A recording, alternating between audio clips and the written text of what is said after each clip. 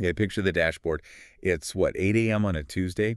You're already 3 coffees deep, and the caffeine isn't even touching the sides. Not even close. You've got a truck idling at the Bainbridge border with missing paperwork. A client is screaming about a delayed shipment in Durban. Oh, I know that call. And you just got a notification that fuel prices jumped 50 cents a liter overnight. Your phone is buzzing with a driver asking a question he absolutely should know the answer to, and you've got a mechanic on the other line saying a transmission just dropped out of a vehicle that was supposed to be in Cape Town by noon. You're stressing me out just listening to that. But I mean, that's not just a bad day, is it? For a lot of fleet managers, that is just... Oh, that's Tuesday. It's the baseline reality. It feels like you aren't running a business, you're fighting a fire with a garden hose. And when you're in that mindset, that constant state of panic, the natural reaction is to look for a silver bullet. You think, I need to hire 5 more people, or I need to buy that $1 million AI logistics software I saw on LinkedIn. Right. We look for the big, sexy solution, the magic wand. But today, we're doing a deep dive into a solution that is, well, I'm going to be honest with you. It sounds incredibly unsexy. It sounds like the kind of thing that makes people fall asleep in board meetings. Let me guess. You're talking about paperwork. I am talking about standard operating procedures, SOPs. I can virtually hear the collective groan of the audience. SOPs. Really? I tuned in for this. It sounds like corporate bureaucracy at its worst. Dusty binders, red tape, boxes to tick, just for the sake of ticking them. That is exactly what I thought when I first picked up this guide from Greystride. The title is The Power of Standard Operating Procedures in Fleet Management. And my first instinct was, okay, surely this is just going to be a list of rules. But the more I read, the more I realized we need to completely reframe what an SOP actually is. We do. Yeah. We need to dismantle that bureaucracy myth immediately. If you're looking at SOPs as just rules, you are absolutely missing the point. Think of a high-performance sports team. Do they just run onto the field and hope for the best? No, of course not. No. They have a playbook. They know exactly where every player is supposed to be for every single play. That isn't a restriction, that is a strategy. The source material uses a few metaphors that I really liked.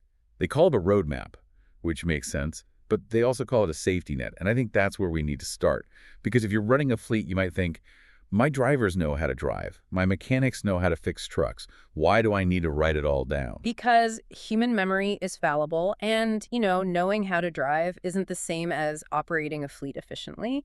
The source introduces this concept of the snowball effect, and I think this is the most critical argument for why you need that safety net.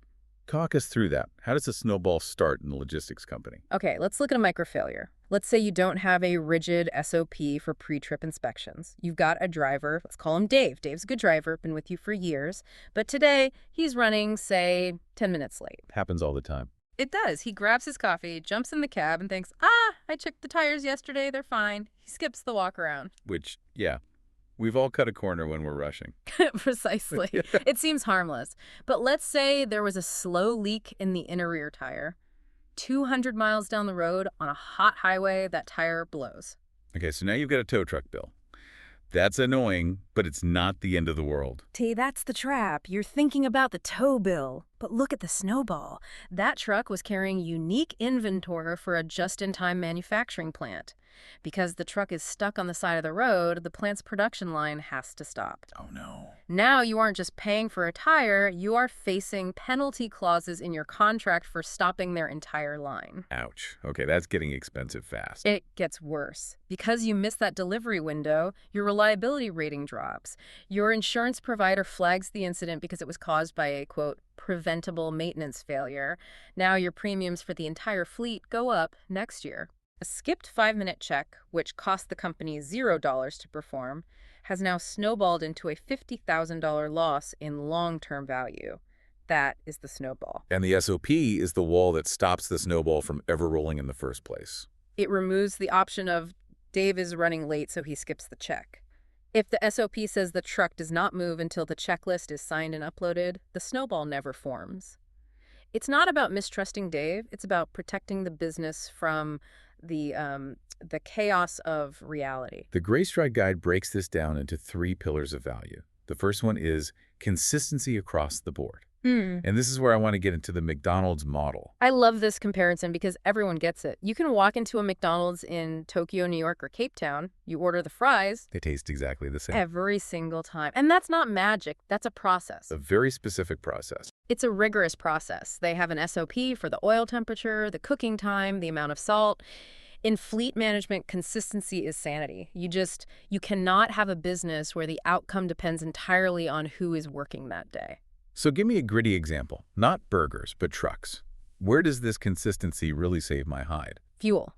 It's usually the biggest expense for any fleet. If you don't have an SOP for refueling, you are just bleeding money. You mean from theft? Well, theft, misuse, inefficiency, all of it. If your rule is just fill up the truck, you have no control. But let's look at a proper SOP. The procedure might be, driver must input the odometer reading at the pump keypad before the nozzle lifts. Okay. That reading must match the GPS tracking data within a 10-kilometer variance. If it doesn't, the card locks. See, that is what I mean by actionable. That isn't just a rule saying don't steal. That is a mechanism that makes it almost impossible. Exactly. And it means that whether it's your most senior driver or a guy on his first week, the fuel data you get back is consistent. You can actually budget. You can actually spot anomalies. If driver A fills up differently than driver B, your data is just garbage. Consistency gives you clean data, and clean data lets you make business decisions. That bleeds right into the second pillar, improved efficiency. The guide talks about eliminating the guessing game, and I feel this one on a spiritual level. Decision fatigue is a real thing. It is. If I have to ask my boss for permission to buy a stapler, or if I have to call a driver to tell him which route to take every single time, we are both wasting time. Think about the friction in a day without SOPs. A driver arrives at a delivery point, but the gate is locked. Without an SOP, he calls dispatch. Right? Dispatch puts him on hold to call the client. The client doesn't answer. The driver sits there for 45 minutes burning diesel. That is just dead time. Dead time absolutely kills margins. With an SOP, the driver knows the protocol. If gate is locked, wait 15 minutes. If no access, take a photo of the locked gate with a timestamp, upload it to the app, proceed to the next waypoint. Boom. No phone call. No waiting. The machine just keeps moving. It sounds counterintuitive, but the rules actually give the staff more freedom. They don't have to play mother may I with management all day. Correct. It empowers them. I know what to do, so I'm just going to do it. It speeds up turnaround times massively. Which brings us to the third pillar, the one the CFO cares about. Cost savings. We already talked about the snowball effect of the blown tire, but are there other areas where SOPs directly hit the bottom line? Oh, everywhere. Take loading. If you don't have a standardized way to distribute weight on a trailer, you are basically playing Russian roulette with the weight bridges. And those fines are nasty. They are brutal. And again, it's an avoidable cost. If the SOP dictates a specific loading pattern or a mandatory weight check before leaving the yard, you just never pay that fine. You effectively wipe an entire category of expense off your P&L statement just by writing down a process. That's a huge one. And preventative maintenance is another. Fixing a small rattle is cheap. Replacing a seized engine because nobody checked the oil is catastrophic. SOPs force you to catch the cheap problems before they become expensive problems. Okay, so we're sold on the why. Stop the snowball, be like McDonald's, save money. But now we hit the wall, the implementation. Because let's be real, telling a busy fleet manager go write a playbook sounds like a sentence to purgatory. It does. I'm already working 14-hour days. When am I supposed to write a manual? Exactly. And how do you do it without it becoming a 400-page doorstop that nobody reads? The Greystride guide outlines 5 steps to actually building this thing. Step 1 is identify key processes. This is the classic stop trying to boil the ocean advice. Do not try to write an SOP for everything from how to drive the truck to how to brew the coffee in the break room. You will just burn out. So where do you start? You start where you're bleeding. Look at your last 6 months. Where did you lose money? Was it breakdowns? Was it lost cargo? Was it route delays? Pick the one thing that is keeping you awake at night and write the SOP for that. Triage. I like it. Fix the broken leg before you worry about the scratch on the arm. Now, step 2 is where I think most corporate initiatives die a very painful death. Involve your team. This is, it's non-negotiable. But let me play devil's advocate here. Yeah. You've got a veteran driver. He's been driving big rigs for 30 years. He has calloused hands. He knows the road better than he knows his own kids.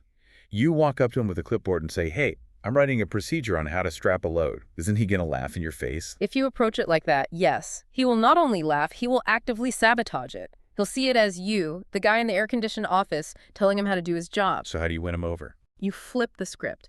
You don't tell him, you ask him. You sit down and say, hey, we're having issues with load shifting on the Durban route. You've been driving that route for 20 years. How do you do it so it doesn't shift? Oh, flattery. It's validation. You are validating his expertise. You get him to explain his trick. Maybe he uses a specific knot or a specific strap placement. You write that down. Now, it's not management's rule. It's Dave's method. He owns it. And because he helps write it? He'll be the one enforcing it with the younger drivers. That is a massive psychological shift. You turn the skeptics into the champions. Okay, step 3, keep it simple. Please, no, heretofore, and the aforementioned. If your SOP looks like a legal contract, burn it. So what should it look like? It should look like a comic strip. A comic strip? Serious, It's man. serious. Visuals, diagrams, photos. If you're describing how to inspect a brake line, don't write a paragraph. Put a picture of a healthy brake line next to a picture of a corroded one. Put a big green check mark on one and a red X on the other. Like the safety card in the seat pocket of an airplane. Exactly. Pilots use checklists. Surgeons use checklists. These are highly trained people, but they rely on simple visual steps because under stress, your brain doesn't want to read a novel. It wants to know. Step 1, step 2, step 3, done. Step 4 is train and monitor. And this addresses the binder on the shelf syndrome. Yeah, writing the SOP is only 50% of the work. You have to roll out the training. But the monitor part is tricky. It shouldn't feel like policing. It shouldn't feel like you're waiting for them to screw up so you can punish them. So how do you frame it? It's about reinforcement and habit formation. Let's check the logs. Oh, I see we missed the odometer input here. Let's just fix that for next time. If you ignore the non-compliance, the SOP dies. If you only use it to punish, morale dies. You have to find that middle ground of consistent reinforcement. And finally, step 5. And I think this is where the specific source material we're looking at, the Greystride guide, really shines. Adapt and evolve. They specifically mention the South African transport landscape here. Which is a great example of a volatile environment. You just can't have a static SOP in a place where things change that fast. Give us some context. What makes that landscape so tricky? Well, think about cross-border transport into SADC countries. The documentation requirements for customs can literally change overnight. Or look at the roads themselves. If the N3 highway gets closed due to protests or snow, which happens, you can't just have a driver sitting there waiting for instructions. Your SOP needs to be a living document. It needs to say, if N3 is closed, initiate route plan B immediately. It needs to account for fluctuating fuel levies or new e-toll regulations. If you wrote your SOP in 2019 and haven't touched it, it's probably dangerous by now. So it's not set it and forget it. It's set it and review it. Every quarter, at least. Ask the team, is this rule still working? Is there a new technology that makes this step obsolete? I think that's a trap big companies fall into. We do it this way because we've always done it this way. And that is the death of efficiency. So if a fleet manager actually does this, triages the problems, involves the veterans, draws the diagrams, trains the team, and keeps it updated, what's the end result? What does the promised land look like? The source describes it as a cultural shift. You move from a culture of heroes to a culture of professionals. Explain that. Everyone loves a hero. A hero culture relies on someone saving the day. Oh, thank God Dave was there to fix that breakdown at 2 a.m. That sounds nice, but it's not scalable. It's exhausting. You don't want to have to be a hero. You want a well-oiled machine where the breakdown never happened in the first place because the process caught it. That's a really powerful distinction. You want a boringly efficient business, not an excitingly chaotic one. Exactly. And that is your competitive advantage. When a big client is looking for a logistics partner, they don't want excitement. They want boring reliability. They want to know that your process is so tight that their goods will arrive on time every time, regardless of whether Dave is driving or Steve is driving. Now, we've made this sound logical, but we haven't made it sound easy. The reality is, finding the time to do this while running a fleet is hard. It is hard. It requires stepping out of the daily whirlwind to work on the business instead of just in the business. And the source mentions that Greystride actually offers advisory services for this very thing. They do, and it's a valid point. Sometimes you're too close to the mess to see the pattern. You're too busy staring at the blown tire to see the maintenance gap. Bringing in an expert, someone who deals with cash flow struggles and operational efficiency every day, can be the catalyst you need. Someone to say, here's exactly where your process is broken, and here's the template to fix it. It's about recognizing when you can't do it alone. And realizing that the cost of not doing it is much, much higher than the cost of hiring help. So let's bring this home. We started with the chaos, the Yeah. coffee, the stress, the border delays. Yeah. We introduced SOPs not as paperwork, but as the safety net that stops the snowball. We covered the 3 pillars.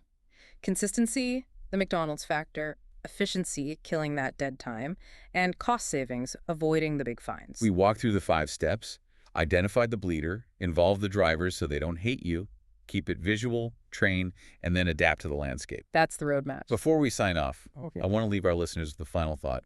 We've talked a lot about rules, control, structure. And usually, when creative entrepreneurs hear those words, they recoil. They think, I don't want to be a robot. Right. We think structure kills freedom.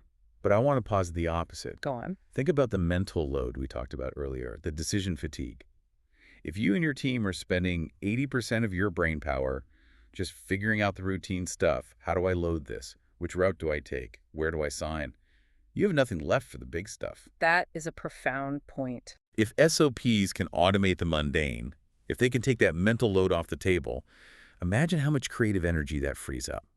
Now your drivers aren't worrying about paperwork. They're thinking about how to serve the customer better. Now you aren't worrying about a tire check. You're thinking about how to expand into a new territory. Structure creates the freedom to innovate. Without the safety net, you're too busy falling to think about flying. Structure creates freedom. I love that. A huge thank you to Greystride for the source material today.